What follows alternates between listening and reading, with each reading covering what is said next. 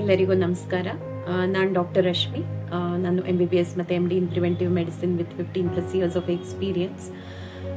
ಈಗ ನಾವು doctor jugalbandi series ಅಂತ ಸ್ಟಾರ್ಟ್ ಮಾಡ್ತಾ ಇದ್ದೀವಿ.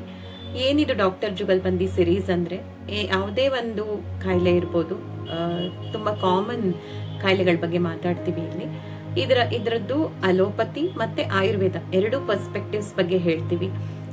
ನಾನು ನಮ್ಮ ಆಯುರ್ವೇದಿಕ್ ಫಿಸಿಷಿಯನ್ಸ್ ಜೊತೆನೂ ಅವ್ರನ್ನು ಕರ್ಕೊಂಬರ್ತೀನಿ. ಸೊ ನಿಮಗೆ ಎರಡೂ ಪರ್ಸ್ಪೆಕ್ಟಿವ್ಸ್ ಗೊತ್ತಾಗುತ್ತೆ. ಮತ್ತು ನಮ್ಮ ಫೋಕಸ್ ಏನು ಅಂದರೆ prevention.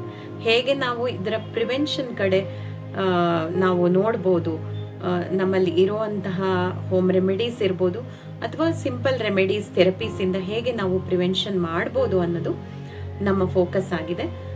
Hope you like this series.